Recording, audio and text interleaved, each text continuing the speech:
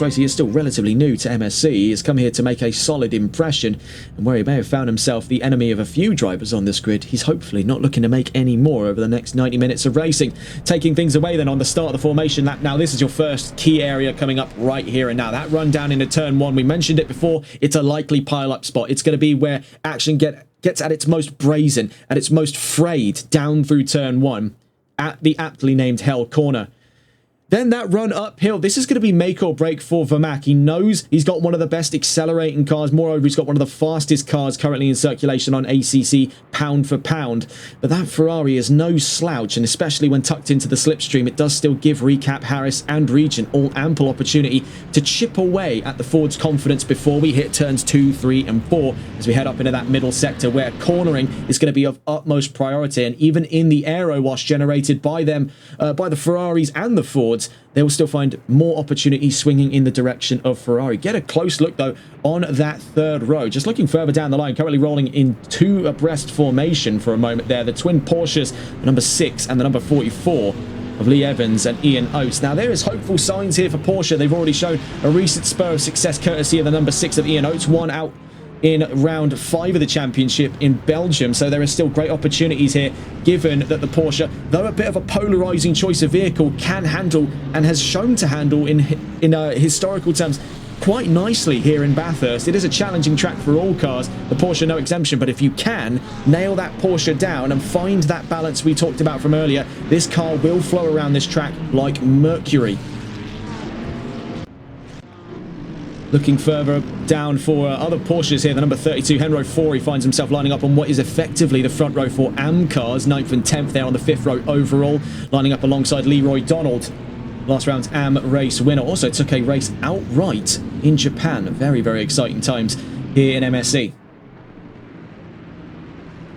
So getting back on board with Tyler Vermaak, we head now down into Skyline Hill. This is Brock Skyline coming up here, turn 11. Now, take note of the runoff to your left-hand side. There's nothing obstructing that path there, but there is a very small patch of that grass there, and that's going to catch some drivers out, especially if they're having quite a spot of bother. They touch even a slight bit of that grass, their car can possess the opportunity to get sideways very, very easily, and that's the last thing you want down through the S's and the dipper here. And as mentioned before, bringing up some context from a race actually having ran in real life, the 2015 Bathurst 1000, Chaz Mostert had a sizable wipeout in his Ford Falcon after one clip with the walls here at the S's and the dipper. All it takes is one, and it's a cascade effect from there on out. Our GT3s will be petrified of that coming to reality in today's race, so precision is of utmost priority for these drivers today. Heading down that Conrod straight. Now, this is the best opportunity for Ford. 1.9 kilometers here divide them from the run down towards the chase. And this is their best chance to build sizable chunks of time off of Ferrari. Once we get up into those top gears there, Ford on this grid right now is unparalleled. An absolute bullet, despite BOP nerfs to that 7th gen Mustang. In originally what was shown in our now incorrect BOP package, we've even gone in and checked, and Ford still find themselves very much so on that short end of the stick. In fact, I believe from reading it there, it was actually 20 kilos anyway for the 25. So that point still withstands. Despite being on the front of that grid, Tyler Vermaak is carrying quite the weight on his shoulders coming into round 6. Not only has he got high expectations for his own performance today, he's also got 20 kilos weighing down that Mustang against a fleet of lightweight Ferraris from second, third and fourth, I should say. Well, only a few more seconds now before the start of round 6 of the championship, making our way down towards turn 23. Not long now, and really there could be either one of the greatest starts we've ever seen here or one of the most brutal. Lining up on this grid, making their final preparations for the run into Mount Panorama here at round 6 of season 2 of the MSC GT3 CLUBSPORT series on console. Making our way down towards the line here from Mount Panorama. 90 minutes against the clock without further ado here in New South Wales, Australia. 15 cars in all, 7 one side, 8 on the other, and we're green and racing here in Bathurst. A brilliant start by Regent there to get up and ahead of Recap right off the bat, but a brilliant start all to the same for Tyler Vermaak, who leads out through turn 1. 1 in the background. Things getting side by side with the Porsches. Josh Harris now side by side with, I believe, looking at it there, that is Ian Oates in the number 6 on their way up the mountain straight. A brilliant start then by Vermaak, an even better start by Regent. Up a position right off the bat. Side by side in the background. Let's get on board here by the looks of things with Ian Oates and Josh Harris. He succeeds back into 5th place. Looking on board with the number 6. He's right up onto the nose of his fellow Porsche there, the number 44, and then right behind them, hiding under that rear wing, that is Donnie Linton. In through the cuttings already, yellow flags are out for the number 14 car. Now down the field. Already the first casualty on today's list. We'll try and get on board with them in a moment's time, but that's the first of your casualties. That was down through turn 2 into turn 3. We're now on board with the car in 6th place. Ian Oates currently chasing Josh Harris at the back of the top 5. It's actually, sorry, he's in 5th because the 14th place car has been mistakenly placed up in the lead of today's race. We'll see that soon. Update in through Skyline. You can see that's Regent and Recap and Harris, the 3 Ferraris in front of our 2 Porsches here on the 3rd row. Oates and Evans maintain their position. Donnie Linton on the charge in the number 24. There could be some action here between himself and Daniel Hatton further down the line. We see here from the perspective of Henro Forey making his way down through Forest's Elbow. He's got a front row ticket here to the fight between that BMW and the McLaren. Out through turn 18 we go, on to turn 19. In the background, trouble for Jason Leatherby, loses out to Russell Nash, who's already up to 10th after a single half lap. That is remarkable progress there. We were really expecting blood in the opening lap. This has been a remarkably clean start to things here in round 6. Things can still come apart here, though. Down through the chase, you can see the 2 Porsches up the road indicating that 3rd row. That's Evans and Oates, the 6 and the 44. Or the 44 and the 6 if we're talking from names. Down through turn 23, already sizable gap being built there between the leading pack. The 420 now quite distant from the 25. Down through turn 1 goes Tyler Vermaak at this time, leading after the first lap by a considerable chunk to Regent in 2nd. Looking over that rear view, you can see just off in the background the white and blue blur, that 999 McLaren. Russell Nash started 15th, has now carved his way up 5 positions, is very, very close now to being halfway up the field. We mistakenly made that claim, but no, he is still up quite a ways here, already to the top 10. Heading up the mountain straight, you can see the 2 Porsches settling into a rhythm with Donnie Linton in hot pursuit in that 24 BMW. That would be one to watch. Robert Ogan, though, seemingly in the pit lane there. I believe he's a late join.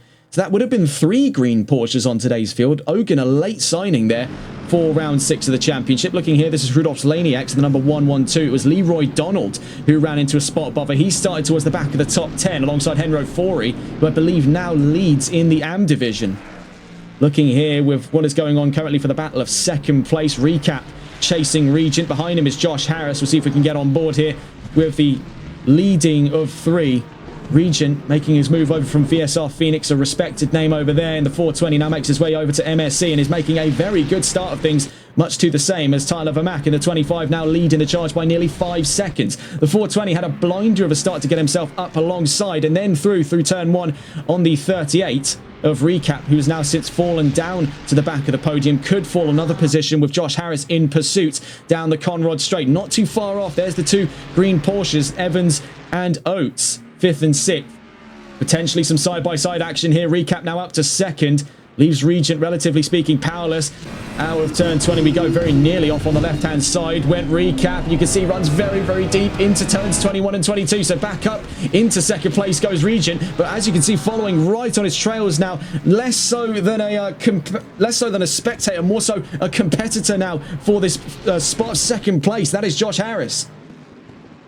Struggling to get the words out there, but in towards turn 1. Harris now up a position on Recap, up to the podium positions in the 401. Let's stay on board with them here. The man in the middle in the fight of 3 Ferraris.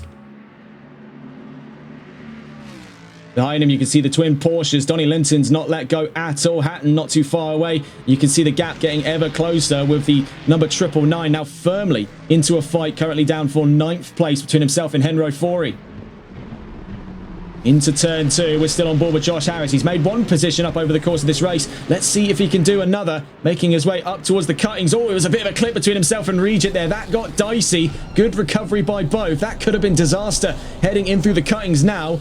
Over the 3rd person view for the number 401. A rarely used camera angle, but I feel like this does a pretty good job to explain just how narrow the track is to get it from the view of the back of these cars here. In towards the wall of death, you can see but millimeters there between the 420 and the wall.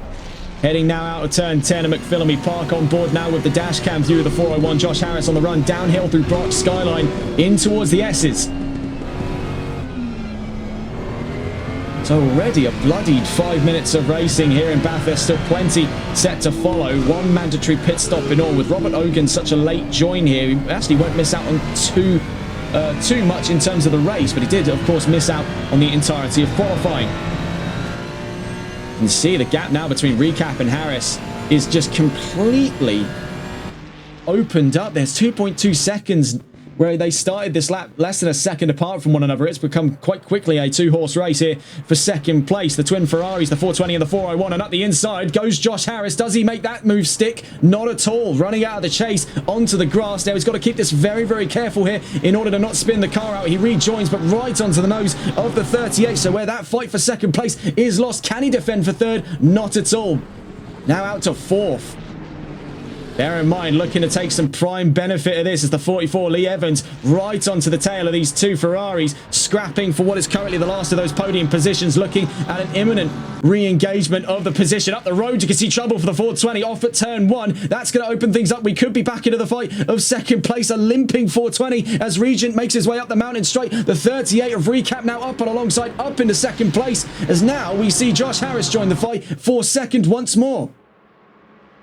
Up towards turn 2 we go. Regent falls back into fourth place after that incident at turn 1. The 25 now double figures up the road. 12 seconds for Tyler Vermack, as we see now up into second place after a great exit of turn 2. Into the wall goes Josh Harris, pushed in by Recap, but somehow, despite that shoulder check, continues to lead.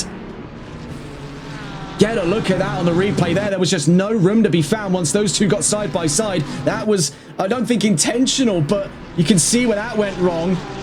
Both of them pushing each other to the far side of the track, somehow coming out lighter than the other. The 401 maintained his stead in the fight of second place. Now looking back into it, he still holds on to second. Now fighting with Regent, who's found a second wind, as it were, to get back involved. The 38 having dropped miles down the road after that incident. That could be the end of the line early doors here for Recap. Currently seeming to have more issues, this time down at what looks to be Brock's Skyline. So even more compounded issues for the 38 Ferrari after his incident down at the cuttings. Very bizarre one indeed. Not that Josh Harris will be arguing with that one at all. He's up to second place. It's the best it's been so far for him here in Bathurst. But bear in mind, half a second behind him, Regent is not looking to go down without a very good fight today. He's already proven himself capable of second place, but one slip undid that progress right off the bat. I think for his sake, it's quite fortunate it only happened about 10 minutes in to today's race. 38 currently towards the back of the field then after that major incident. He's down in 14th place.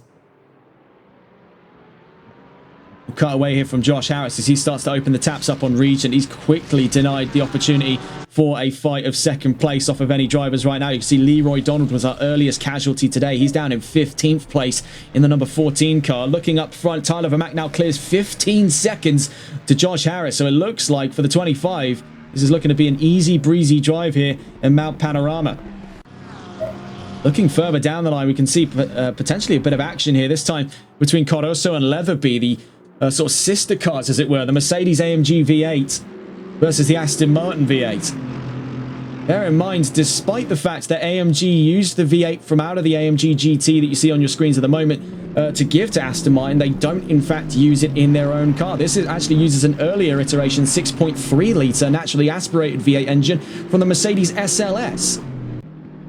So they're sort of more spiritually sister cars to one another. Aston Martin is using an AMG V8 that would be used in the road model for this car here. So wrap your head around that one. Leatherby, though, having since fallen to 11th place, now looking to potentially get caught up by Rudolf Slanieks in the number 112 Bentley. So the battle of British machines here in New South Wales, Australia, set to kick off. We're 10 minutes into this race, though. Let's have a look at where things stand right now. Tyler Vermack leads with Josh Harris in second. Regent third with Lee Evans in fourth. Ian Oates now to the back of that top five. Donnie Linton in sixth with Russell Nash now up to seventh ahead of Henro Fori and Daniel Hatton in eighth and ninth. Cardoso in 10th. Leatherby, we're watching with right now, is looking to fend off 11th position ahead of Rudolf Slanieks in 12th place. Jonathan Barrett in 13th. Recap now down to 14th. And in the pit lane, Leroy Donald in 15th. Robert Ogun, a late join to the session, still remains in the pit lane in 16th place. What started as 15 cars, I am perplexed to see an extra join the field. Whether or not we'll see Robert Ogun out on track today is another question entirely, as he's found himself quite a ways down the order with very little opportunity to get up into the top 15 without someone DNFing. Looking here into the field, we actually do see a DNF, so that is exactly the prophecy we've seen fulfilled there for Robert Ogun.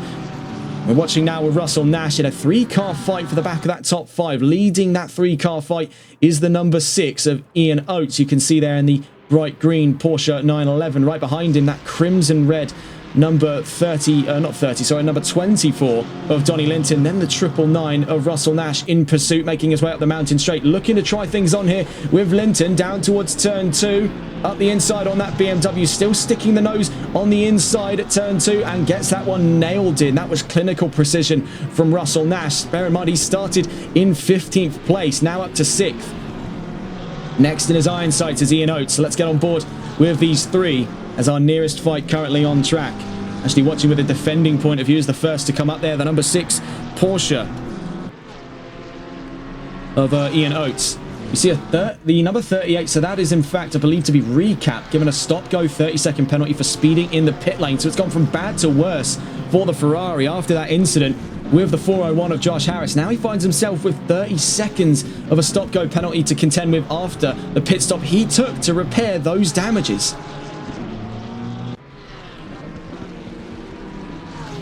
You can see imminent trouble. It was actually for the 999. Let's see if we can go and catch on board here. It was trouble for Russell Nash.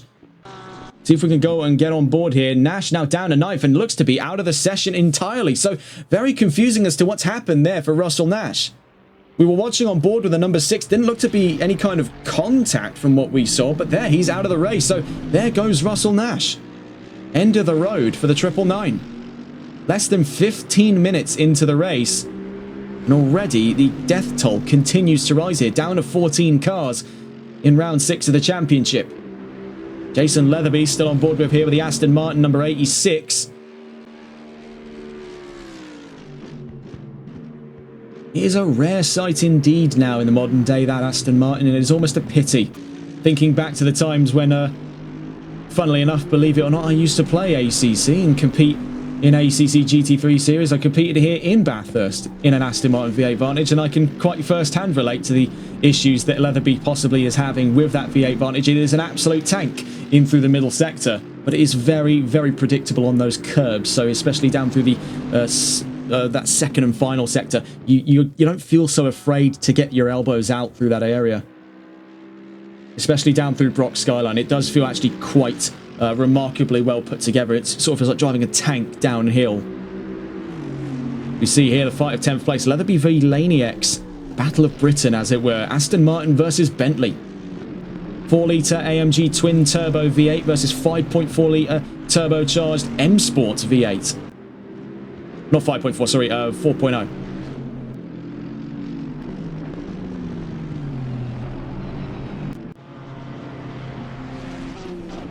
If we're talking 5.4s, now let's get onto that subject. Bit of a Freudian slip, but if we're talking 5.4s, this is it. 5.4 litre naturally aspirated, co-engineered Ford Performance M Sport V8 engine. 7th generation Ford Mustang. Newest kid on the block, as it were, for the GT3s here on ACC, and it has taken competition by storm. Now, I've yet to see a championship where Ford has outright dominated, and I would like to say that is still well within the confines for me to say, as I feel like at this time we've been pretty well travelled here on TRTN. Could we be seeing the case? And now I've been seeing a few cases rise up. Most recently, I'd say, is the XCL Pro Series is definitely one such occasion. The Ford has started to dominate there. Are we starting to see the same from the likes of Tyler Vermack? Now, we've seen him in plenty cars before. All manner of vehicles. Well over the range of, I think it's about 6, maybe 7 cars now we've seen him drive. The Ford being his most recent decision. He went actually back to Ford after a brief stint back in Season 2 of the NLRL Sunday League.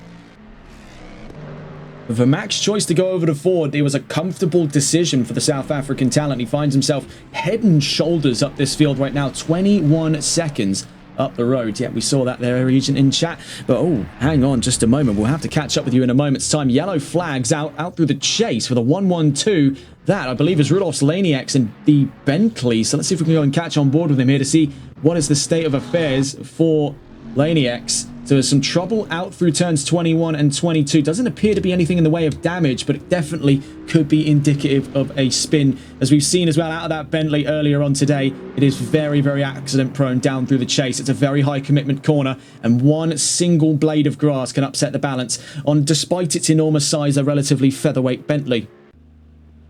Recaps back into the pit lane.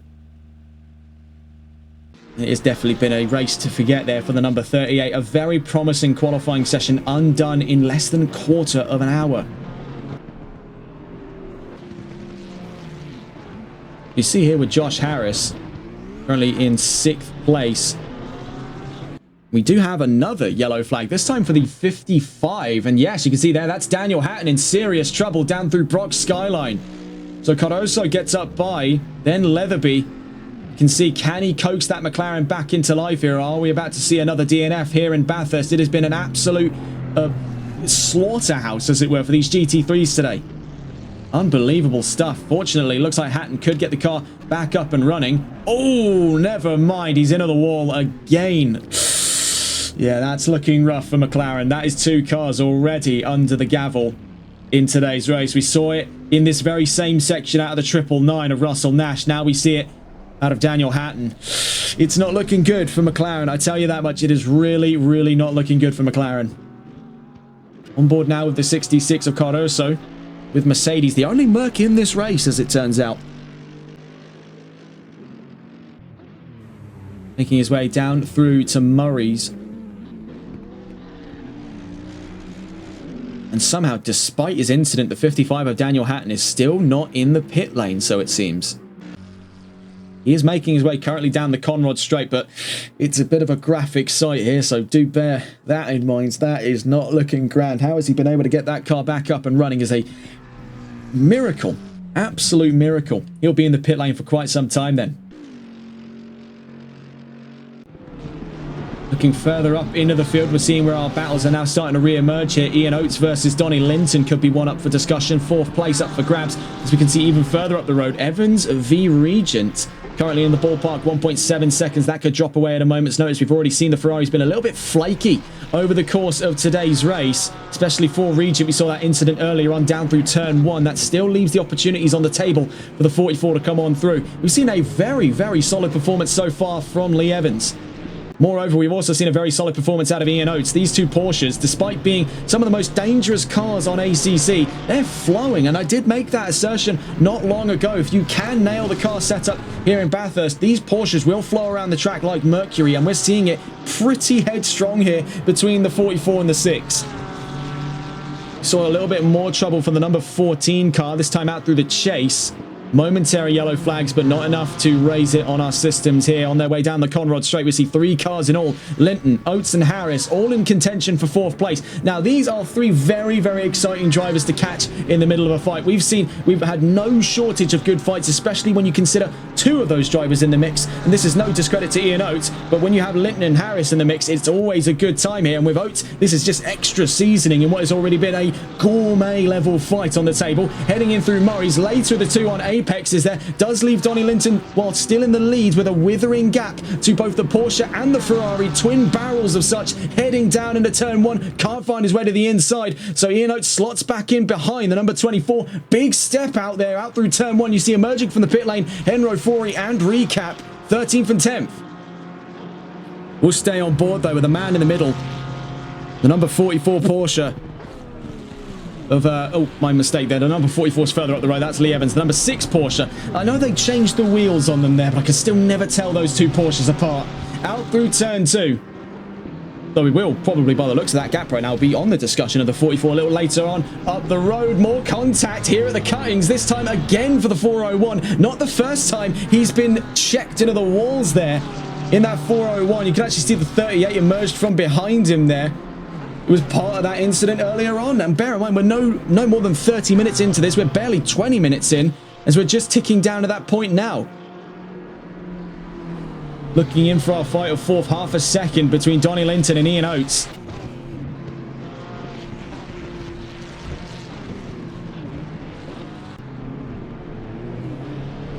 Despite that knock at the cuttings, the 401 is gaining time, 1.3 seconds, and closing to the number 6. So Ian Oates can't breathe a sigh of relief just yet, though Donnie Linton is right in front of him. The road has been laid bare. You can see he's got his own troubles to deal with. First and foremost is the stability on that Porsche.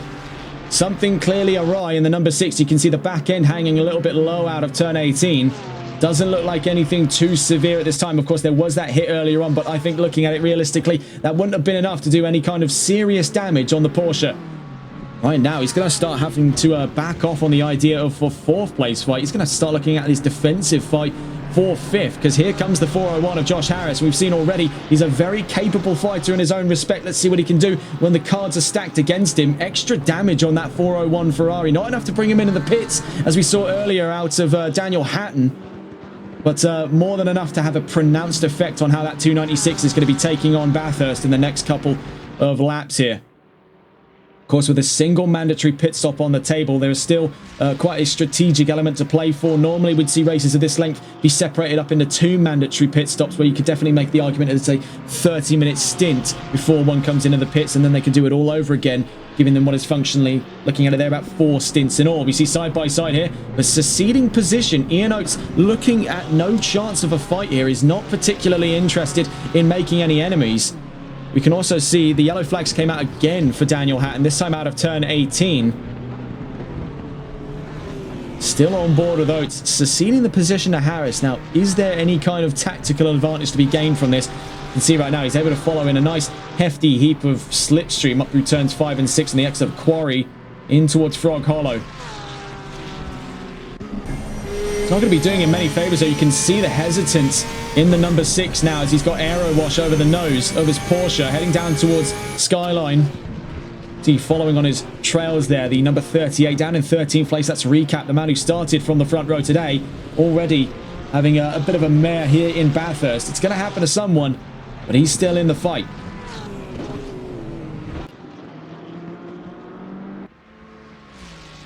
Looking further up the road, this was the car we had him confused for, the number 44 of Lee Evans. Now, previously, there could have been that discussion for a fight between himself and Regent. Currently, 2.2 seconds, the gap between himself and the number 420. No current indication as to when either of them will be taking the run into the pit lane. Now, feasibly, we could expect to see that at about, I'd say, the 45-minute mark or thereabouts. Give it, say, 5 minutes either side of it to give those drivers the opportunity for a 60-40 or a 40-60 here on today's race, because it is a one-stop strategy. The drivers currently in the pit lane are only doing so on emergency circumstances. Very few have actually done this in elements of strategy. This has all been quite reactionary, especially what we've seen most recently for the 55 of Daniel Hatton into the pit lane at the moment. So looking at where things stand, we're 30 minutes, or nearly 30 minutes, I should say. We're 24 minutes into this race right now. Tyler Vermack has disappeared from sight up road.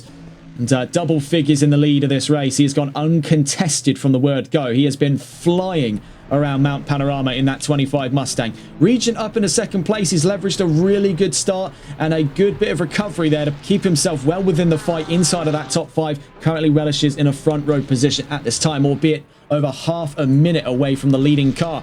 Lee Evans in third place, still looking for a chance here to finish on the front row. He's looking at very solid points right now. He's up and ahead of Donnie Linton in fourth place. He's had a great fight so far as well. Currently up and ahead of Josh Harris, recently having got past Ian Oates. Looking further down the order here, up in the pro category, the number 66 of Antonio Cardoso, with Mercedes currently in 7th place, up and ahead of Jason Leatherby, who leads right now in the AM division. So after very controversial turns of events for quite a few of the heavy hitters in AM, I mean, namely looking there for Henro Fori and Leroy Donald, Jason Leatherby leads ahead of Rudolf Slanieks in 9th place. Now, there were a few hiccups here and there for the 112 Bentley over the course of the first 25 minutes of racing, but he seems to have settled into a bit more of a stable rhythm now in the only Bentley in this championship. Enro Fori in 10th place, third, I should say, sorry, in division of a currently 4 AM driver race. at the back of the Anfield, the man who leads the Am Championship, the number 14 of Leroy Donald. It's not been the best of days for the number 14 Ferrari right now. He finds himself 11th overall, 4th in division, and ahead of Daniel Hatton in 12th place. Recap in 13th. Robert Ogan still in the pit lane, seemingly a no-show for this race, but he's here in spirit, supporting the 44 and the 6, the cars of which he shares striking resemblance to there. That trifecta of green Porsches here in MSC. Leading those green Porsches then is Lee Evans. We're on board with now once more. At the last recorded interval, 2.033 seconds between himself and Regent. So the chances for these two to fight in the next 15 or so minutes before that potential to run into the pit lane still remains quite likely, especially given the fact that things have been a little shaky up until quite recently for Regent. So I think the moment he settles into a nice rhythm is where we could definitely see that fight for second start to dissipate in favour of Regent over Evans. We see there that that wasn't much of an assist for the Porsche. A bit of deep running there in through turns 3 and 4 at the cutting. So still a long road to the checkered flag. But right now it's being paved on pretty solid intentions for the 420. Looking at where the nearest fights could be concerned, you'd be looking here for the battle of 4th place. Currently leading that charge, the 24 on your screens, that bright crimson red BMW of Donnie Linton. The American leads the charge up ahead of Harris and Oates, still in pursuit. Those two separated by just a little under 2 seconds from each other. And see, physically that gap is getting a lot closer, so we're going to try and catch on board here with Donnie Linton just to see firsthand what is going on between these two. On board with the 24, making his way out of Forrest's elbow. Bit of a kick on the rear end there to give himself the extra rotation. He has snipped a little bit of his momentum. Not that I think he needs it. The BMW, of course, one of the fastest cars in ACC. We still have yet to come to conclusions onto exactly what the fastest car in ACC is. I'm delighted to say that we'll probably be getting in touch with a few drivers that we're in close contact with to start that official discussion. Sort of an ACC land speed record test, as it were. We do thoroughly look forward to whenever that kicks off, but we do have quite a lot of drivers willing to pitch in on that. And if you are potentially interested in pitching into the TRTN speed test, then do let us know. In through turn 23 at Murray's, still watching here with Donnie Linton in the start of that battle for 4th place. A defensive fight for the BMW. As you can see over the course of that last lap, nearly a whole second faster was Josh Harris behind him in the 401 Ferrari. Out through turn 1 we go. You can see up the road would have been the suggestion of that fight for second place. Regent and Lee Evans, 2nd and 3rd. Behind them, you can see as well as Ian Oates now up and against the 38 of Recap on a completely separate length of the race. Up the mountain straight we go then to turn 2. You can see already having opened the gap up to a more comfortable distance into the more technical areas of Bathurst is Donnie Linton's BMW.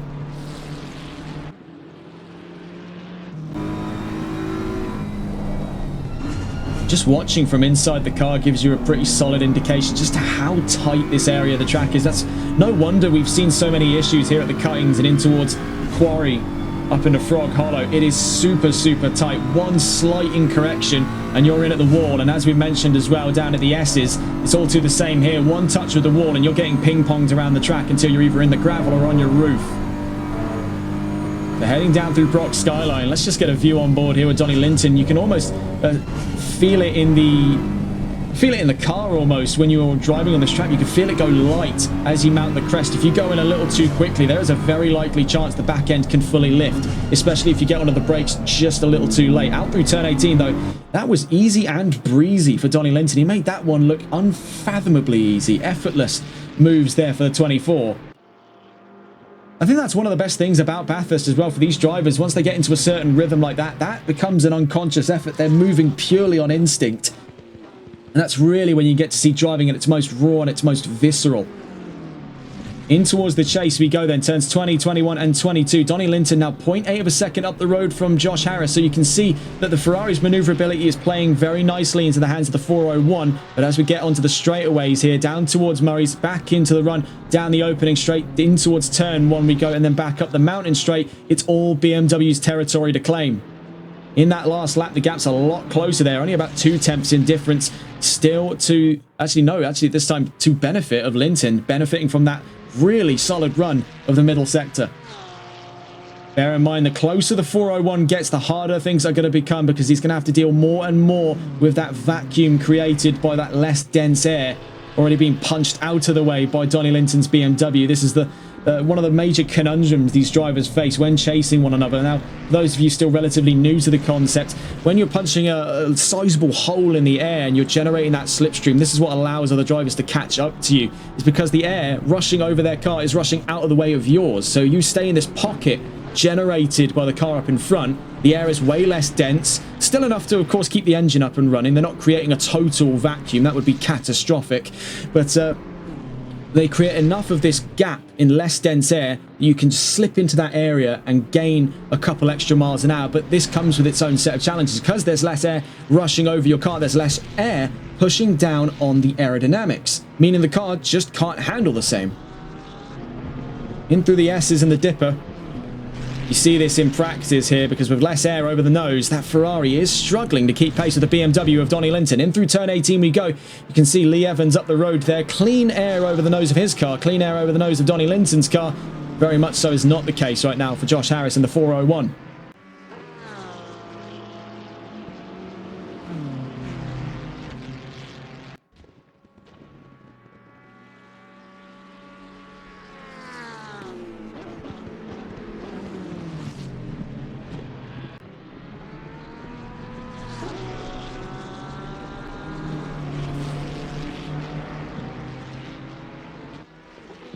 Following in the slipstream still down towards Murray's. Not close enough for a suggestion up the inside, but Josh Harris is gaining more and more confidence in the wake of that BMW. So the chances for a fight of fourth place still very much so on the table here. Whether or not we'll see it towards the end of this lap or next is another question entirely. You can see the momentary suggestion from Harris there, a potential move up the inside. Both of these drivers having a little trouble there over the curbs on their right hand on the exit of turn 1 at Hell Corner. Cutting away from these two for just a moment here, having a look around the field just to see where the nearest fights are coming from. Jason Leatherby versus Rudolph's Laniacs, the battle of the British machines. Aston Martin and Bentley in contention of 8th place down in the AM category. Keep an eye on these two. This is actually for the battle of the AM lead between the 86 and the 112. So very exciting stuff here from Leatherby and Laniacs. Getting a look on the overall charts as we now surpass that 30-minute mark proper. Still much to be considered in the fight of Linton v Harris. We also see Laniacs v Leatherby.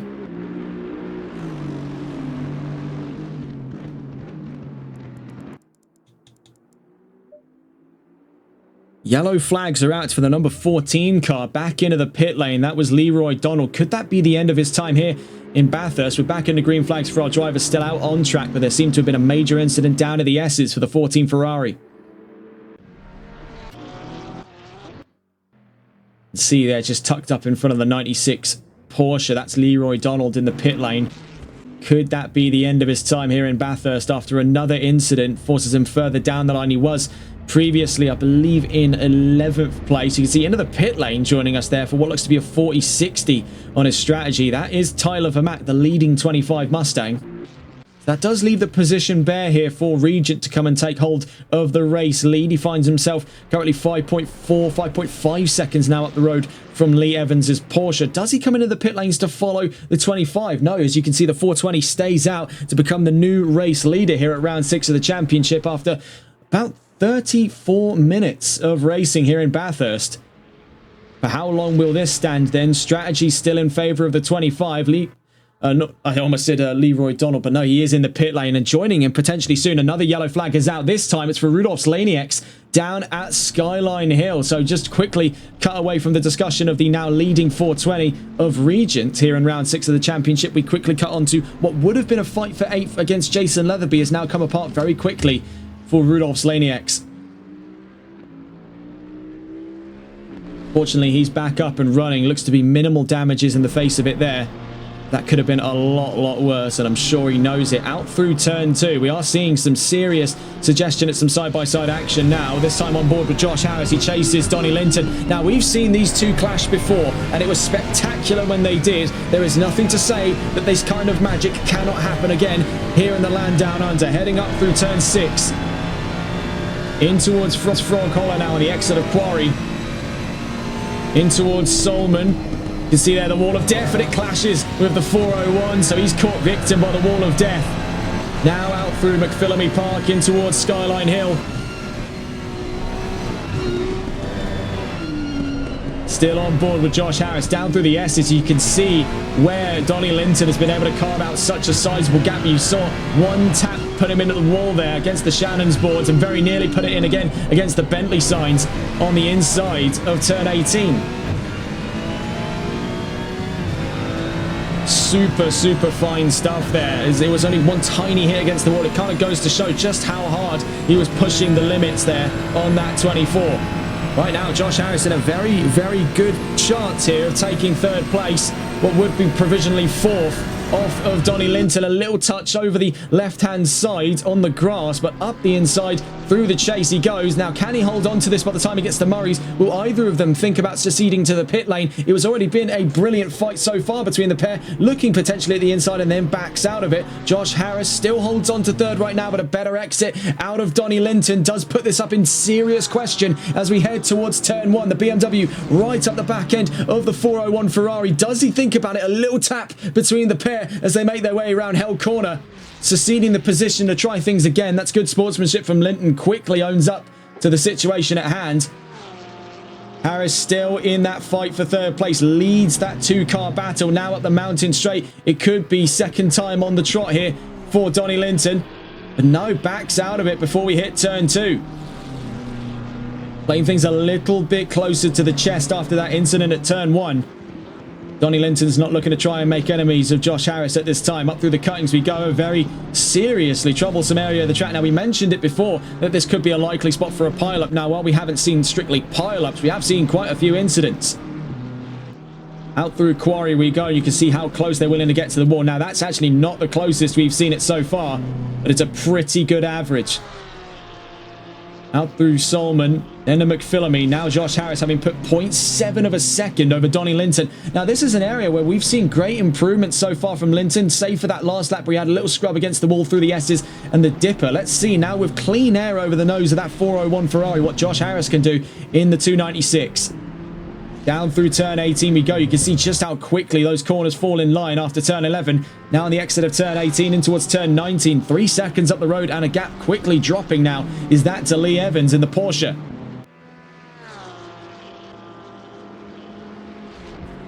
Josh Harris does not fail to disappoint. It's been quite some time since we've been here on MSC. And he seems to be an almost universal presence there for Harris and Linton to be getting into a good scrap. We're not disappointed here in Bathurst. Out through turn 21, now into 22.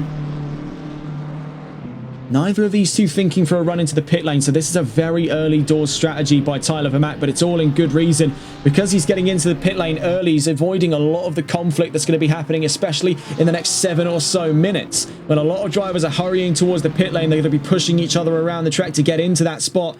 This is where we're going to see a huge swarm of cars exit the pit at the same time. This has also given the 25 a great opportunity to have even more clean air in his lungs before he gets back into another fight for position. With anyone looking for a larger scale overcut, one such example could include the 420 currently leading this race. The 25, though, has got things nipped in the bud so far. There's nothing to say that Tyler Vermaak can't imminently return to the lead of this race. Right now, strategically, it's looking to be the case. But it was quite an interesting call, the earliest of its kind for a deliberate run into the pit lane, not including emergency repairs. That was for the number 25 of Tyler Vermaak. Still watching here with the 401 versus the 24, Donnie Linton and Josh Harris. We're watching on board with a leading, now formerly trailing of 2. After that move in through turns 21 and 22 a few laps ago. That was very solid by Harris. A great switchback by Linton. You see now scrubs the wall at Solman. Now through McPhillamy. They had a great little battle over the course of the last 3 laps. Brilliant stuff from those two. And down through the S's, you can see that something is not inherently correct with that 24. Something ain't right. Maybe that was possibly to do with that sizable knock he had out of Solman past the wall of death. But bear in mind, so too is the 401 and seemingly a less dramatic effect for him. But you can see something has quite seriously been damaged on the 24 of Donnie Linton. He's now down 1.6 seconds. He was at his closest still within that second margin. He now trails even closer to being 2 seconds away from Josh Harris, who seemingly has found quite a bit of second wind here in the 401. We've seen quite a few incidents for him today, but he finds himself in a very comfy podium position right now. And with the chances currently still at hand here, with a rapidly approaching 44 up in front of him, the chances to fight for second place are on the table for Harris. here in Bathurst.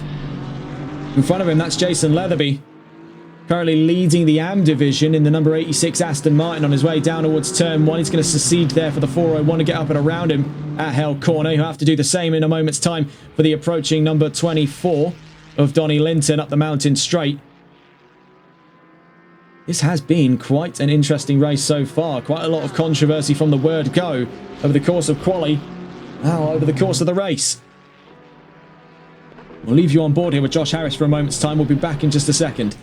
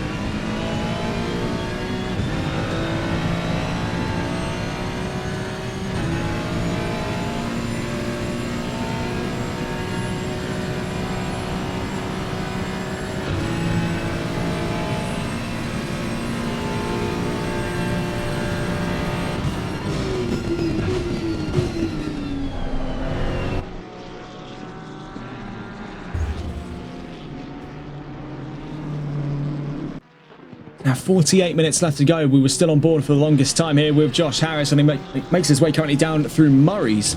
We'll catch on with him in a little while. Having a look around the track here, we see Tyler Vermack.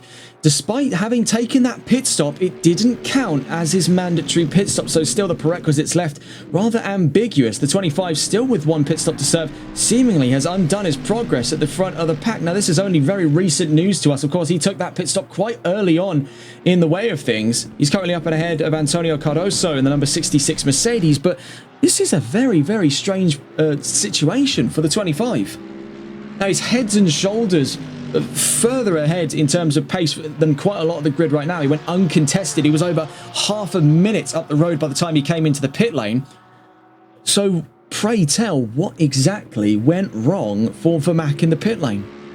Now this is not the first time we've seen troubles in the pit lane for Tyler Vermack. Now this is almost his Achilles heel, and that's what it was. The pit window was not open. This is completely new information to us. The pit window was not open at the time, so Vermack went in too early. So that was a bit of a deus ex machina there from Assetto Corsa Competizione, just introducing to us firsthand what exactly went wrong, and it's almost revealed in the sky, as it were, there. The 25, though, has made a sort of cardinal error. Now he finds himself currently out of that fight for the race lead. Now, this could fall quite firmly into the hands of Region. I don't think he realises just yet that the pit lane run took by Vermack did not count towards his mandatory pit stop. It was not within the pit window, of which, funnily enough, we didn't know there was one coming into this race. So for Regent, the opportunity is there to come into the pit lane now that it has opened. Currently closes in about 4 minutes' time.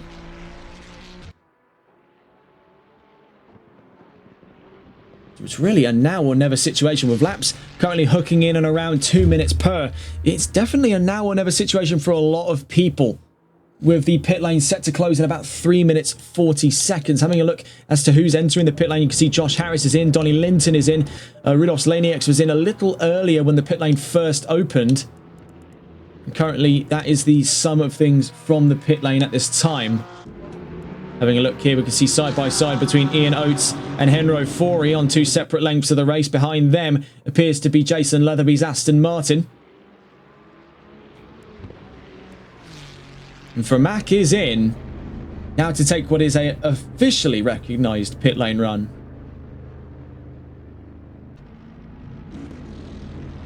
45 minutes left to go. We're nearly at the halfway mark of this race. We'll be getting confirmation of that in a moment's time. Rudolph's Laney X has let go from the pit lane. No issues there for the 112 Bentley. He's released with no problems.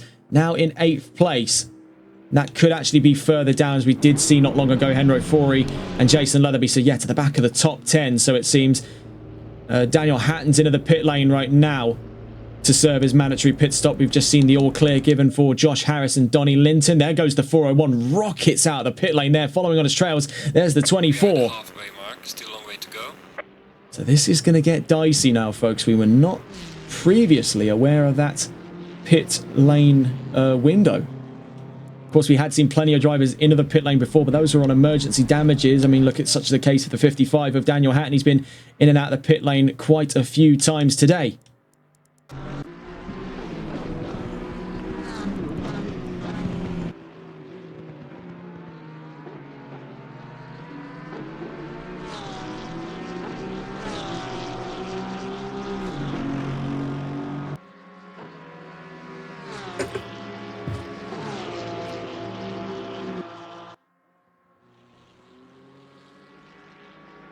Now into the pit lane, Regent in the number 420 Ferrari. And following him in as well, Lee Evans in the number 44. So we're starting to see that top 4 make their considerations. Will we see the likes out of the number 6 of Ian Oates potentially next into the pit lane there? You can see Arksett in on the left-hand side. Into the pit lane he goes, and following in his wake there appears to be the number 86 Aston Martin. Yes, that is Jason Leatherby. Currently with Henry Fourie staying out up the road. This could be for the deciding fight here of the lead of the AM category. Will it go in favour of Fourie, which we have seen earlier on this season has taken AM victories in the 32 Porsche? Or will we see it once more out of Jason Leatherby? Moreover, there's the consideration here. Rudolph's Laney X. Let's not count the Bentley out of this fight strategically. He's got the pair of them pitched. Now as he gets up past Leatherby on the pit straight, Henry Fourie, the only other AM driver to stand in his way here. Laney X could be taking the AM category win with Bentley. Looking for where things stand right now for Tyler Vermack. He's 7th right now with 3 cars still from the pit lane. Evans, Oates and Cardoso now. Antonio Cardoso, the most recent of 3 to join the pit lane alongside the 2 Porsches, the 44 and the 6. Vermack could gain a few positions here as he's down through the Murrays. We've seen already gains in positions up to 2nd and 3rd for Harris and Linton. Vermack could be up to 4th by the end of this lap. Across the line he goes, and with those 3 having just been cleared for exit, we see their movement already as the number 6 passes the number 44 in the pit lane. You can see sliding his way out, and now alongside Tyler Vermack is the number, looking here, the 86 of Jason Leatherby, who sadly, after taking that run through the pits, did not count towards his mandatory pit stop. And now that is the window slammed shut on Leatherby and Fourie. With recap, the only other driver yet to have served a mandatory pit stop, it leaves all 3 of them in a very uncomfortable spot right now. 42 minutes left to go. Now we're on board with Regent, leading this race by 10.5 seconds. Now, he said he wasn't coming into this championship with anything in the way of collecting silverware. He was not looking to fight. He was not looking to compete for the championship. He didn't have any of those ambitions in mind. He was coming in his words, to get the mountain experience. Well, he's definitely getting quite a solid chunk of it. The number 420 leading that charge by 10.5 seconds to Josh Harris and Donnie Linton. Those 2 closer to each other right now than either of them have the hopes of being to the leading Ferrari. It could be a Ferrari 1-2 here with Josh Harris in 2nd place, with Donnie Linton still in pursuit. We'll have to catch up with that in a moment's time. There are yellow flags out, and it is for Donnie Linton. Down at Forest's Elbow, he's into the pit lane. Is that the end of the road for Donnie Linton? He is back out, but he's going to be down a lap, so it seems. He's on the exit of the pit lane now. What on earth happened? There was an incident for him down at turns 17 and 18 at Forest's Elbow. The 24 exits the pit lane now. He's going to be down a whole lap, so his progress completely wiped in the 24. Now, this is fantastic news for Tyler Vermack, who's now been, without any effort there, promoted to 3rd. Puts him ever closer to the fight, and bear in mind he's got a lot of time between now and the checkered flag to start reeling in Josh Harris. So there is a lot on the table here for the 25. Was definitely undone quite a way there by pitting way too early before the pit window had the opportunity to open. But Vermack is definitely back in the fight here. The question therein remains, of the three right now, who is most likely to take home that race win? Will it be Region, who's come here pretty much as a tourist experience to get the mountain experience here in New South Wales? Will it be Harris, who's been gunning for a victory all season? Will it be Vermac, looking for very good first impressions in the 25 Mustang? Looking further behind, it's still quite sunny driving, really, as it were. Quite relaxed stuff for Porsche. 4th and 5th now for Ian Oates and Lee Evans. The two previously started on that 3rd row. They now found themselves upgraded, as it were, to the back of that top 5. Not too far away, though. Let's not take away from what is obvious here. If either of them slip up now, which is very easy to do in the Porsches, if you have even a moment of a lapse in judgment, the 66 of Antonio Cardoso will be on them like a bad habit in that Mercedes. In through turns 3 and 4 at the cutting, he's currently by his lonesome, separated amongst a pack of Porsches. Behind him, further down the road, is Henro Fori in the 32, currently leading in AM, but having yet to have served his mandatory pit stop with the pit window now shut, chances right now are looking a bit dire. Donnie Linton behind them in the 24, but with more damage on the nose of that BMW. Could that have been damage from his incident before, just coming back in as he's reloaded the car? Or has he managed to do the same thing twice? That would be rotten luck for the 24.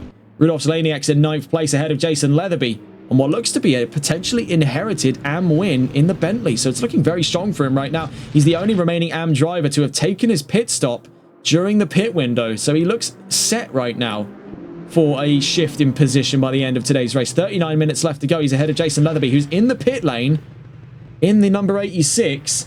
And that seems to be on emergency grounds. The yellow flag's out for the opening straight. And actually, having not been recognised at all as being in the pit lane, this is an emergency stop we're seeing out of Leatherby. Could that be the end of the road for Aston Martin today? The only Aston Martin in round 6 of the championship comes to a halt in the pit lane. We'll have more information as and when we can. The 38 of Recap also found himself caught out of the pit window. One of 3 drivers now stranded before the end of today's race.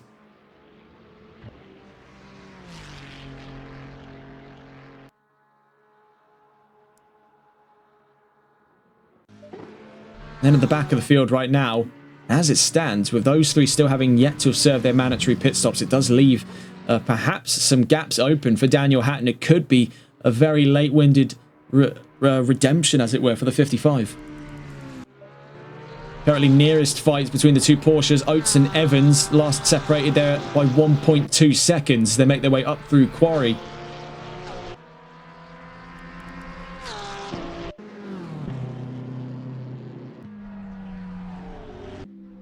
Currently no updates on the 86 of Jason Leatherby. He's still in the pit lane.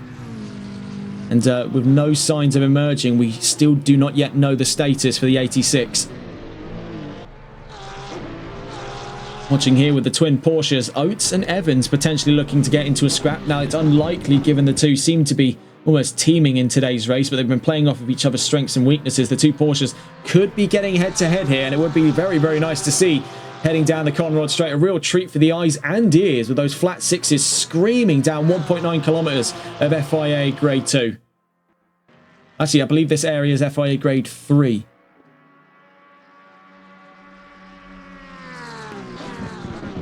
What a soundtrack.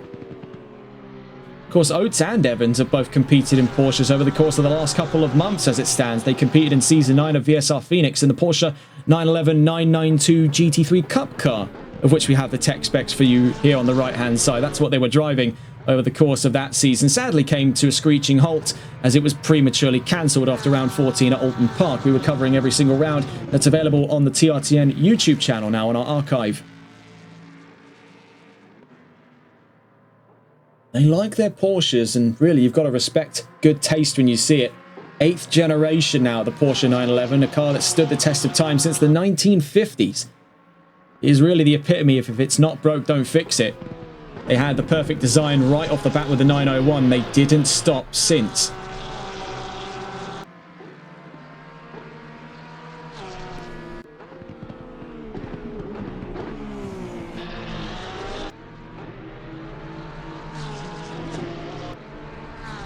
We look around the field here, cutting away from the two Porsches. We find the third of our Porsches right now, the number 32, Henro Fori. Now, it's looking a little bit bleak here, the future for the current AM leader in today's race, as he finds himself caught out of that pit window, still with a mandatory pit stop to serve. The consequences looming yonder the horizon when he gets across that. Oh my goodness, did you see the car control there on the exit of Murray's? Look at that on the replay. Proper fishtailing out of the 32. It just kind of goes to show, in the argument we've been having about the stability of those Porsches, this is just how fine a line these drivers walk. That was a very minor kick out over the grass, a little tap there. Oh my goodness, that was sketchy. In the pit lane at the moment, still Robert Ogan. We now check in with Rudolf Slanieks. I'll actually have to cut away from them at the moment, as we do see things are getting even closer in that fight of fourth place. Now 0.4 of a second between Oates and Evans, making their way in towards the chase. Cutting on board here with the trailing of two, the number 6 of Ian Oates, now looking to take the fight to his comrade in arms, the 44 of Lee Evans.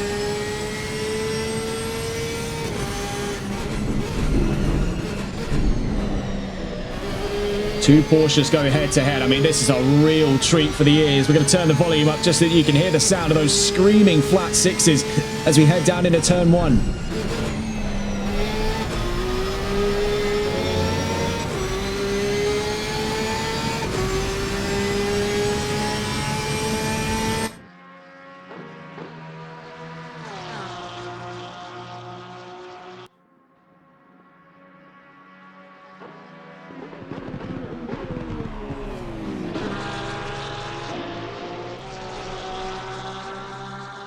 What a treat for the ears, honestly. One of the best sounding cars in this game. I'd say it's a very tough competition as to what I would say is definitively the best. I've got quite a soft spot for the Aston Martin V12 Vantage, of which we've seen driven several times in other championships. But, I'll tell you what, you can't beat a good Porsche Flat 6. You really, really cannot. It brings me back to when I was at I think it was the 2022 British Grand Prix over at Silverstone there. The Porsche Super Cups out, they were the loudest things going. I'd say they were even louder than the F3s and perhaps even the F2s that are pushed there. They were proper screamers. You could tell exactly where they were on track at any one point by just the sound of the engine.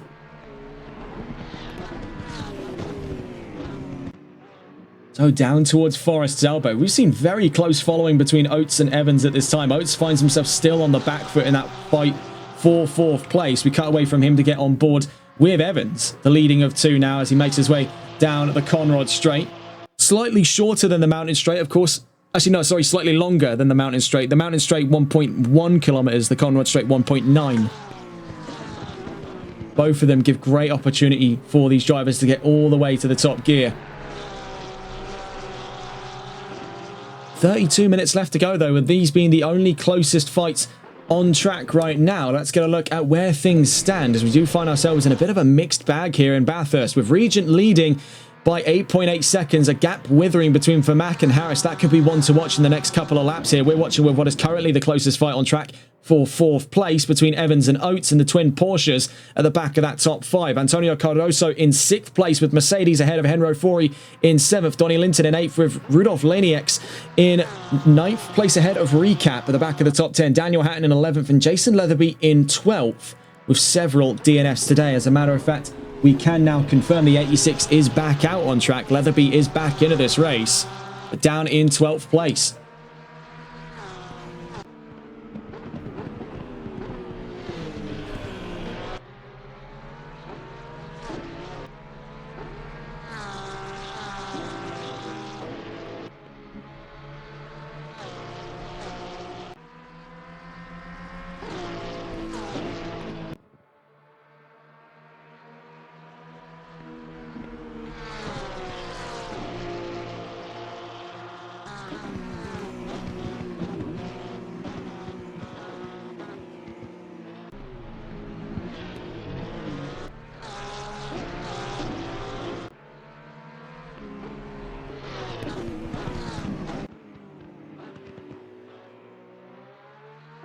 And see more and more confidence for Evans now. There have been quite a lot of concerns between both him and Oates for stability on the exit of Forest Elbow, but we can see things are starting to wrap up nice, neat and tidy for them as we head into the final 30 minutes of racing. We've been racing for a little under an hour now. We're quickly approaching that mark, only about 45 seconds now off of being an hour into today's race. As we enter that second half, the gaps are starting to close up inside of that top 5. And it's definitely a broadly different scene we find ourselves in compared to that opening half. There was absolute bedlam over the course of today's race here in Bathurst. Maybe not as much as we've seen historically, but it's still been an absolute riot here in the land down under. We head down past the opening straight in towards Hell Corner at turn 1. Still watching with Evans and Oates, the twin Porsches, currently fighting for 4th place. We're just keeping a close eye out for the gap currently between 2nd and 3rd. Josh Harris versus Tyler Vermack. This could be one to watch in the near future. Currently, their gap resides at about 4 seconds. So keeping an eye on that situation as it develops. As a matter of fact, let's see if we can go and catch on board with the man caught in the middle right now, a spectator to what could be this fight of 2nd place. Harris up in front of him there. You can see out back, not too far away, is Tyler Vermack, about 2.5 seconds off of the Bentley on your screens at the moment. Currently leading, or set to lead, I should say, in the AM category, if those penalties are as severe as we are led to believe for the currently leading AM car of Henro Frory. Still yet to have taken a pit stop. Not that they've got the options anymore with the pit lane closed.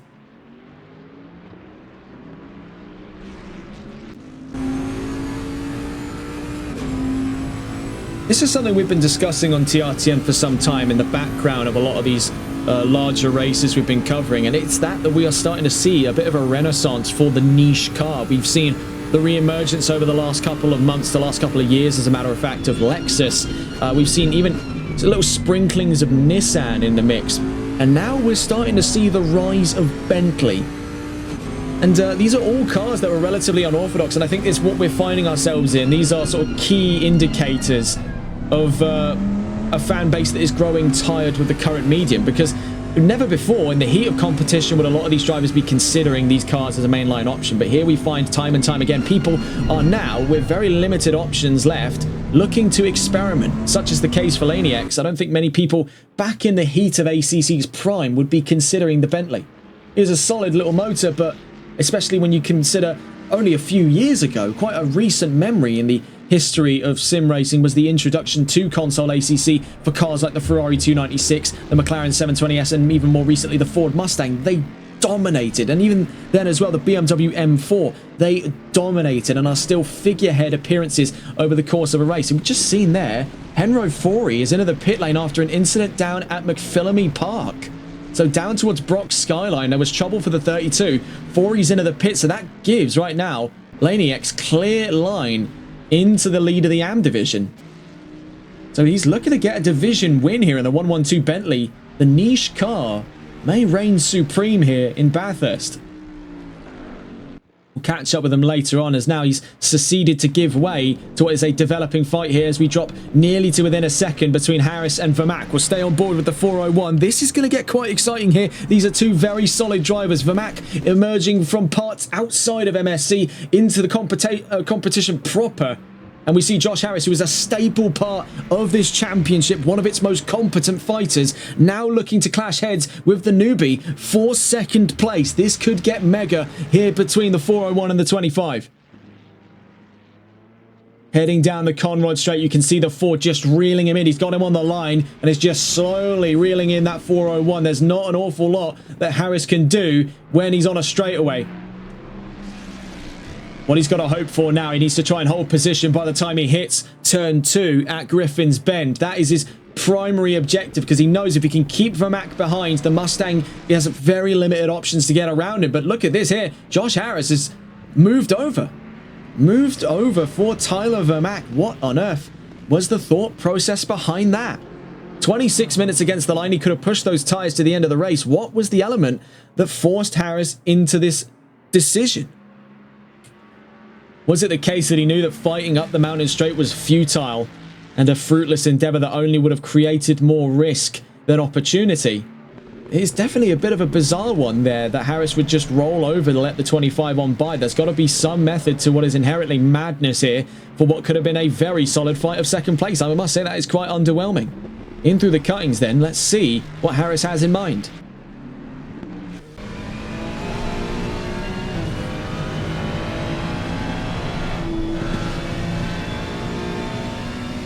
And see that whatever strategy he did have in mind is starting to slip away here, because Vermaak is not showing any signs of slowing down. If anything, Harris has kneecapped himself in an area he knew the Ferrari would have had advantage in. Now as he makes his way out of McPhillamy, Vermaak's up the road. You can see he properly leaps down in through Skyline, then into the S's and the Dipper. Shows absolutely no fear in that section. It's 1.5 seconds now. That battle for second, bankrupt for Josh Harris.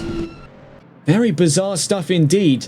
Not a particularly compelling sign for the race leader at the moment, knowing that the only thing to stand in the way between himself and a race win has just moved out of the way of Tyler Vermaak.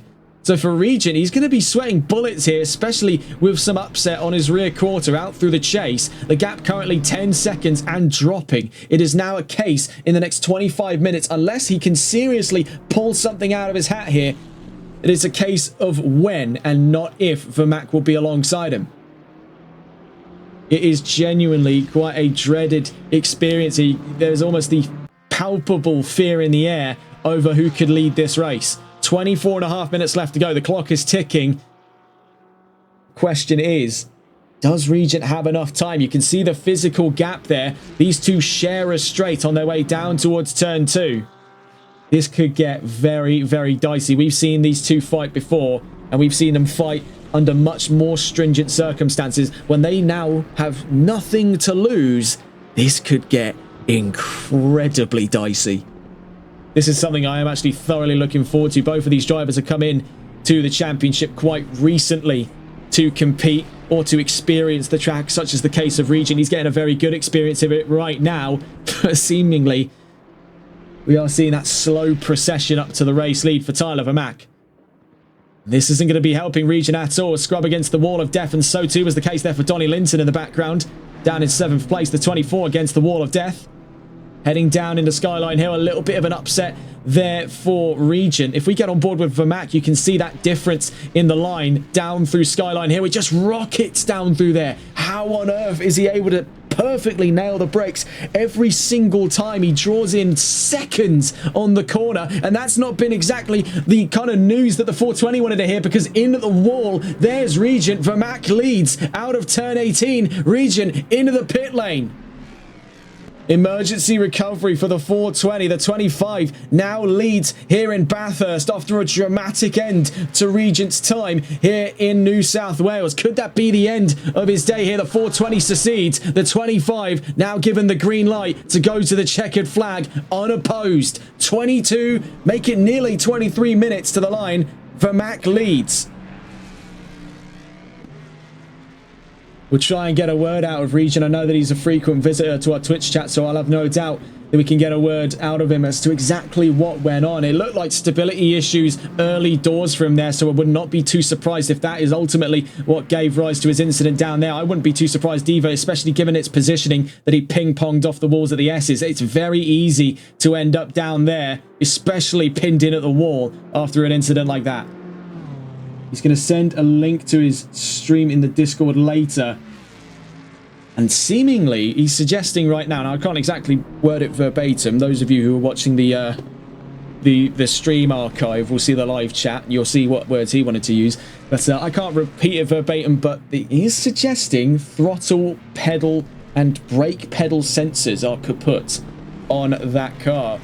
I must say, given the fact that he was able to do that much of the race on faulty pedals, Lord only knows I know the struggles of faulty pedals. I mean, I'm still on a G920. I'm trenches level suffering there, but that is really, it does take quite a solid driver to be able to work with faulty gear for that long. I think it was, again, probably only a matter of time. Faulty equipment is one of the leading killers of those races for a lot of people. We've seen even the most experienced drivers will inevitably run into hardware failure, and it seemingly has caught up to Regent today. But this is all fantastic news for Tyler Vermaak. The 25 leads here in Bathurst. 21 minutes to the line. We'll get a look with the nearest fights on track at the moment. right now, it's a bit of a spread out affair after that most recent fight. Or lack thereof, I should say. The 401 moved out of the way. Harris now up to second. The 420 was being chased down but hit the wall.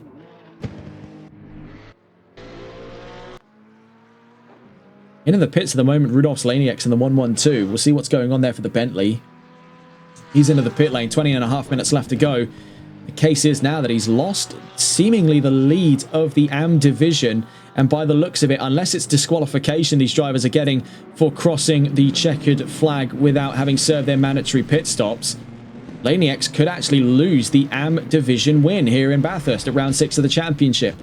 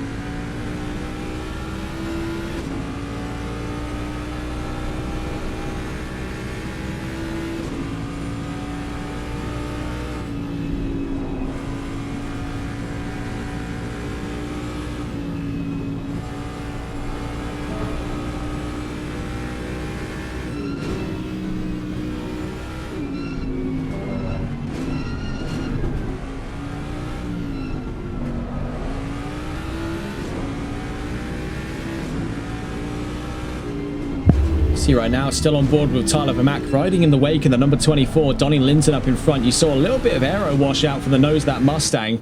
Had to do a few corrections down through the S's and the dipper there for Vermack, looking to try and get up and around Donnie Linton now as you head down the Conrod. Bear in mind, the BMW and the Ford are two of the fastest cars in circulation at this time for ACC. So heading down the Conrod straight here, unless Linton succeeds, it's actually going to be a very hard time there. We did just see for the 25. It was otherwise going to be a very hard time for him to actually get up and around. We see even more issues compounded for the 112.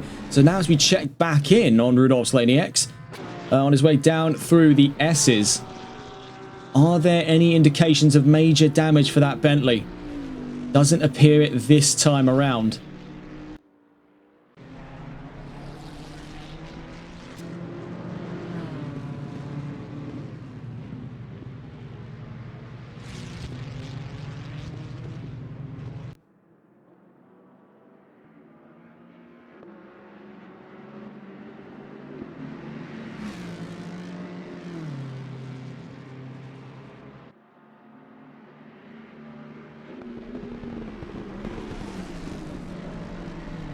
Right now for Donnie Linton, it's all coming up relatively neutral for him. He still finds himself around that middle of the top 10, where in which he started the race from. So he's still going to be ending today with a pretty solid note, all things considered. He's had quite a few solid fights, namely with the 401 earlier on today. But, you know, he's had his ups, he's had his downs, and that's really kind of what Bathurst is all about. It's sort of a microcosm compared to tracks like, say, for example, the Nürburgring Nordschleife, which we visited recently here on TRTN. You do get the same kind of results here. The drivers do split out quite a ways because it is a tough track. It is a track that really demands, above all things, focus. Because one slip, and we've already seen the consequences of it firsthand, and this can happen to drivers of all manner of skill and experience. Checking in now, this time with Daniel Hatton in the 55, on his way down towards the chase. And it's the same story for him as well. He's had quite the ups and downs of today's race.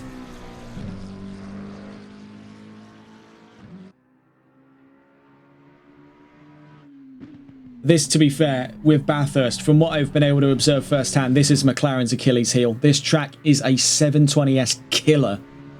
The 720S is already a little bit uneasy when it comes to elevation changes, and moreover when it comes to curbs. We've seen that it can be very, very flaky, and even in the case of drivers who've got quite a lot of experience behind the wheel of most especially the 720S, such as the case we saw earlier on for Russell Nash, it can even catch them out. This track is the worst enemy of the McLaren 720S, and they seem to be among the highest casualty rates here in Bathurst of any races I've been able to observe firsthand.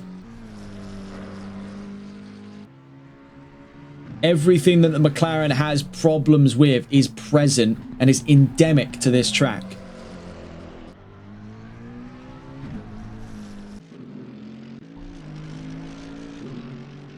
On board at the moment with the Mercedes of Antonio Cardoso. Now, it's been a very silent procession to the top 5 here for Cardoso. He's had a very understated performance, but the Portuguese talent finds himself at the back of the top 5, and that's not by a fluke. He has nailed things in terms of consistency. So consistent, he's found himself quite routinely sneaking around larger scale battles, just chipping away at everyone else to put himself in a very solid points position. I'd say that takes some serious accountability there. He's really come to terms with what he's capable of in terms of a fight, whereabouts he needs to aim for on times, and he has been brutally efficient when it comes to today's race.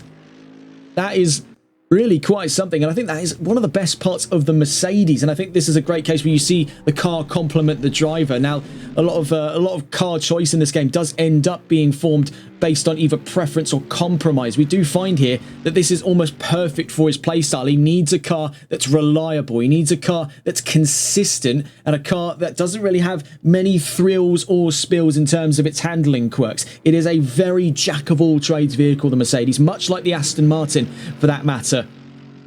And that is why it's such a popular choice. It's a little pointier, I would say, than the Aston from first-hand experience and from speaking with drivers who've got a lot more experience than I with the Mercedes over the Aston. But it is still in that ballpark of these very consistent, very comfy cars. They don't require a lot of wrestling or a lot of sort of adaptation over the status quo to control. They're a very solid choice of vehicle. Weirdly enough, though, I've not seen the same in the Ford. I've seen quite a mixed bag of opinions towards the Ford. Some are saying it's too loose, some are saying it's too stiff. But it is definitely a polarizing choice when it comes to the front engine meta. I wouldn't say it got anywhere near the amount of universal praise the BMW did on launch. In fact, this car has somewhat come to be a bit reviled in the sim racing community, especially under LFM balance of performance, because it has given rise to the whole notion that Ford is overpowered in ACC. Personally, I think it still takes a certain caliber of driver to put the Ford where it is. We've seen plenty of series come and go and are still underway where Ford is not directly dominating, but they have a very good chance of it. See, joining us in chat there, Christian LeBay just joining us now. 13 minutes left to go in what has been 90 minutes of racing here in Bathurst. A very mixed bag, but the bottom line, after the dust settles here, we're seeing leading this race by 9.4 seconds, Tyler Vermack in the number 25 Mustang. On his way currently down towards Skyline Hill. I do not tire of looking at the way he runs down through Skyline Hill. It's effortless. There's no ounce of fear being expressed in that drive. No hesitation. It's just... It looks damn near flat out from our point of view. With that overhead camera, it is damn near flat out. Obviously, that's not the case. He's getting down onto the brakes, but just the amount of speed he could carry down into that section where we've seen drivers hesitate, where we've seen them get on the brakes, where we've seen the cars step out a little bit, jut here, jut there. That Ford is absolutely on rails.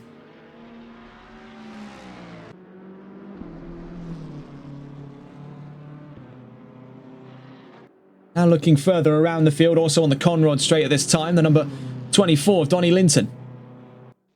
12 minutes left to go then as things start to simmer down quite a ways, as we now are left with those who have survived more so than competed in today's race. It is a case here that Bathurst, much in the story of Icarus, reflects upon ambition. If you fly too close to the proverbial sun, your wings are gonna melt and it's gonna hurt on your way down. And we've seen that for a lot of drivers today. You fly a little too close to those track limits and it'll get you. Especially down here at Solman, we've seen quite a few drivers there on what is our left-hand side, their right-hand side, get in with the wall of death there. And that has been sort of the catalyst event for major incidents down the line, especially here at Brock Skyline.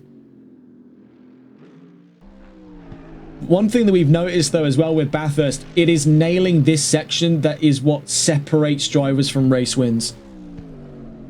If you can nail that section like we've been seeing out of the 25 so far of Vermack, and bear in mind, we'll be going to Bathurst again, so there's a very good chance with how airtight competition's been over on the Console Endurance Series of seeing multiple drivers do what we've just seen out of the 25 today. If you can nail that run out through McPhillamy, as we're seeing here, this is Henro Forey taking his shot down at turn 11, 12 and 13. If you can nail the run from Skyline down to the Dipper and the S's as you make your way to Forest's Elbow, that is a huge difference in skill to take that area in the speeds we've been seeing today, because it is one of the toughest areas with such little room for compromise. It is one step out of line, 1 inch to the left or right past the apex, and you're finished. It is an absolute car killer. So, as we drop onto 10 minutes left to go here in Bathurst, here is the current scope of things. Tyler Vermack leads in the 25 ahead of the 401 Ferrari of Josh Harris. Lee Evans in third with Ian Oates in 4th. Antonio Cardoso in 5th ahead of Donnie Linton and Rudolf Slaniek's 6th and 7th. Daniel Hatton in 8th. And then we can see a bit of a worrying sign as the pit window shut quite some time ago. It leaves 3 drivers at the back of the field stranded. Henro Fori, Recap, and Jason Leatherby. So for Rudolf Slaniek, he's grinning ear to ear to see that he has now got undisputed free reign of the AM category. He'll be taking home a division win today here in Bathurst by the way that things stand right now. As we drop dead on to that 10-minute mark, it's not too long from the line now. Functionally, about 5 more laps for the majority of drivers today. Could be even less than that before the end of round 6. Looking at where we'll be over the course of the next couple of rounds of the championship, taking us into the next round here on MSC, the drivers will be heading over to Kyalami, just on the outskirts of Johannesburg, South Africa, for a 45-minute sprint race, then over to the Nürburgring for the Nordschleife for a 2-hour endurance race. And what would have been round 10 is now actually round 8, as they'll be heading back to rounds 1 and 2 that were delayed at the start of the season. Back to the Hungaroring for round 9 for 45 minutes of sprint racing, and then rounding things out at the genesis of American motor racing at the Indianapolis Motor Speedway for round 10 of the championship. Shows up there as round 2.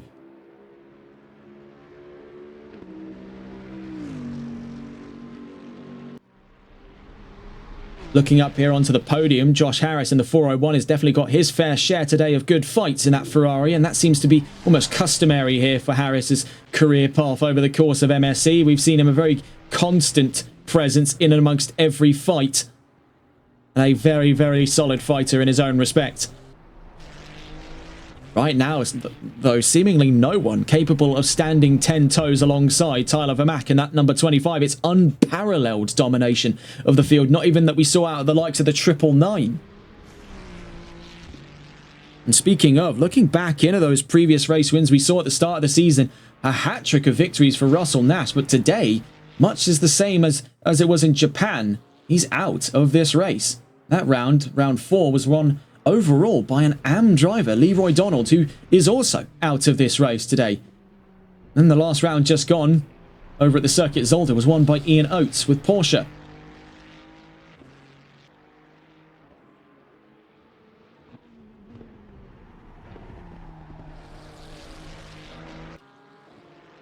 Down towards the line goes the 401. Previous lap at 203.835. He's 18 seconds up the road from Lee Evans at the back of that podium right now. For the Porsches, they are seeing a great upgrade. They started 5th and 6th. They're up on the 2nd row. So Evans, and as we're seeing on our screen here, this is Ian Oates down in 4th place in the 6th, and the number 6 car, I should say.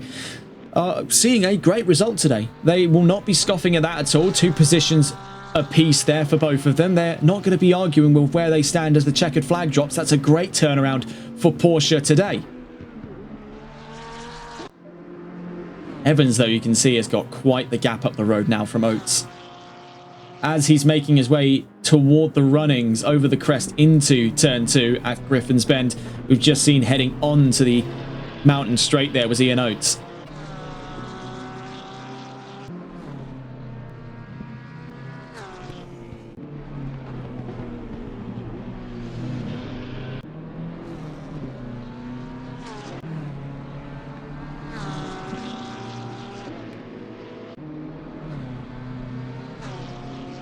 We check in now with the race leader. Tyler Vermack finds himself in a flurry of traffic. There among them was Leatherby and Recap. Those two potentially, are they actually looking at a fight for position as it stands? Not with the amount of laps currently attributed to the 86. Leatherby finds himself currently 3rd in division, but 11th overall with 5 laps under his belt away from the race leader. So as he navigates traffic here, Tyler Vermack with about 6 minutes on the clock makes his way to the line. That'll be functionally, looking at it here, about 3 more laps in today's race.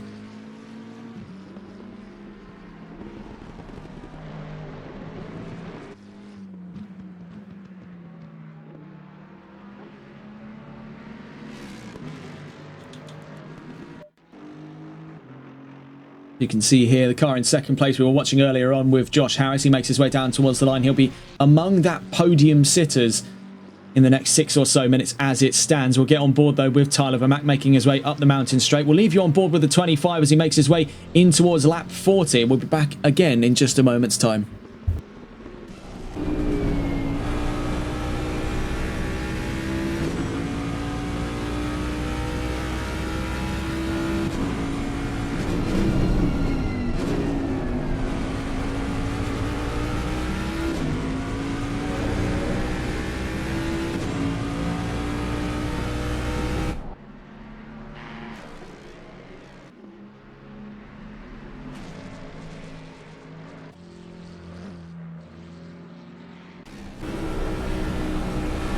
So still on board with Tyler Vermaak. Now we want to try and get you over the nose of this car to see that run down through Skyline Hill, just to sort of find method where there is madness in this run for the 25. And you can see just how clinically precise he is when it comes to commanding that Mustang. Every single move there so rigorously thought out for the number 25. Every downshift, every application of the brakes there. That was something else for Tyler Vermaak. Had you any wonder how the 25 has led by such a far distance over the course of this race, look no further than to just that. And bear in mind, that's not even his fastest lap. His fastest lap is 2 seconds over his last. So that really does go lengths to describe here the kind of talent brought to the table by the 25 today. Bear in mind, this is appearing to be one of his opening rounds here in MSC. And Vermaak right now off with an absolute bang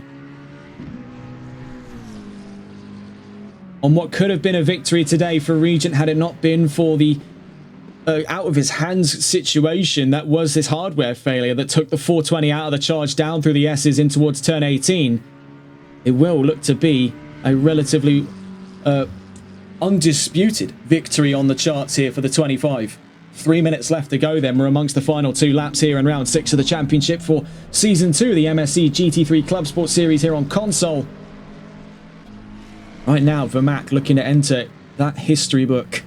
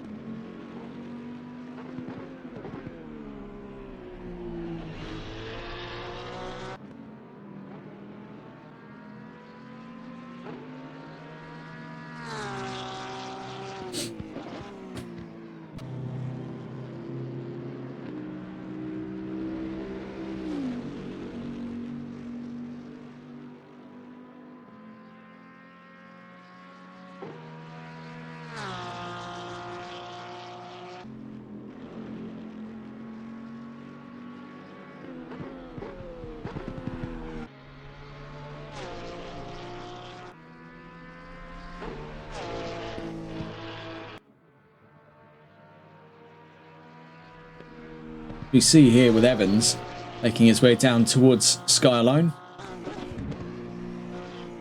You can see towards the end of this race that Porsche is finding quite a bit of confidence there. You can see him hooking closer and closer to that first apex on the run through turn 11. There's still great hopes here for Evans and Oates. Both of the Porsches really pulling through for a solid result today. Of course, having mentioned that from earlier on, they both moved up 2 positions from race start. Up from that 3rd row to the 2nd. For Henro Fori, he's one of 3 drivers to find themselves in a very uncomfortable spot right now. The future seems a little uncertain for the 32. One of 3 cars still yet to have done their mandatory pit stop, but with the pit lane having slammed shut on them, they missed their opportunity to come into the pit lane. It leaves things a bit open-ended as to what is going to happen to Henro Fori. 1.5 minutes left to go. Tyler Vermaak, I believe, might be on for 1 more lap after this one, though it's going to be quite tight here for the 25.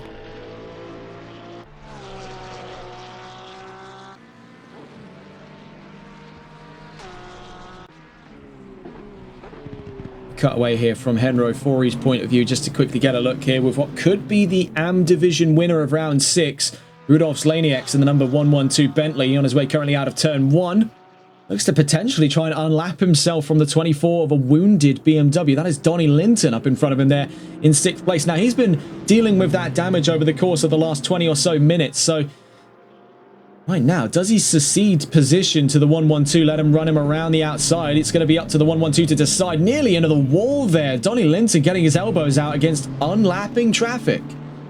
Very bizarre stuff indeed. Let's get on board with the 25. Tyler Vermaak only 30 seconds from the end of today's race, making his way down towards the chase on the Conrod Straight right now. 25 seconds left to go. Is it going to be one more lap from the number 25 here? Is he going to pump the brakes just a little bit to end things nice and early? Heading down towards turns 20, 21 and 22. Tyler Vermaak looks to enter the history books here at round 6 of the championship. Could it be this lap? Could it be next? Down towards turn 23 we go. The number 25 shortly awaited at what could be the checkered flag. It's going to be all the way down to the line, though, for Tyler Vermaak. Across the line he goes, and with the checkered flag in front of him, Tyler Vermaak wins in round 6. Unbelievable win on debut, I believe it were there for Tyler Vermaak. Unstoppable pace by the number 25. Josh Harris takes home 2nd place then. A brilliant performance by him today. Lee Evans up onto the podium with Porsche, and not too far off of him, Ian Oates for an all Porsche 2nd row. We've still one more winner to crown, though. You can see heading down towards the line, Lee Evans. Right now in front of him appears to be Jason Leatherby with the Aston Martin team. Down towards the line to take the last of those podium positions then. Evans in the number 44. He'll revel in a fantastic result for Porsche today. You can see behind the number 6 of Ian Oates looks to be the AM Division winner of today, Rudolf Slanieks, in the number 112.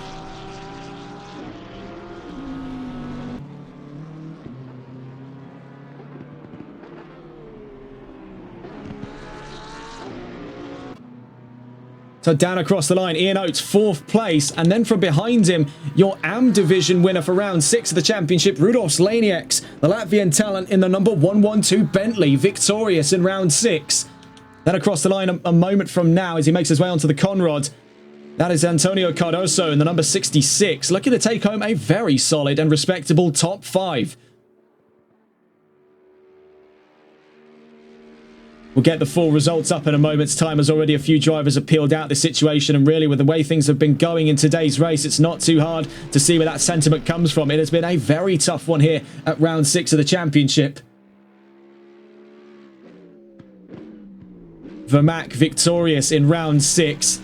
In the overall and pro category, the 112 takes home the AM victory. You can see the full results there and the death toll that followed here at round 6 for 4 DNFs from Regent, Leroy Donald, Russell Nash and Jonathan Barrett. What a result though for Vermaak on debut. The number 25 wins in Bathurst. Rudolf Slanieks wins in the AM category. Otherwise the podium looking as this: Vermaak, Harris and Evans. Ford, Ferrari and Porsche, 3 of the most iconic brands in the world of motor racing, adorn the podium here at round 6 of season 2. What a result then. Definitely took a long way to get there. An hour and a half of racing gave us quite the battleground here in New South Wales, Australia. That's all from us here on TRTN. Have a wonderful rest of your evening. Well done to our drivers today. Take care and good night.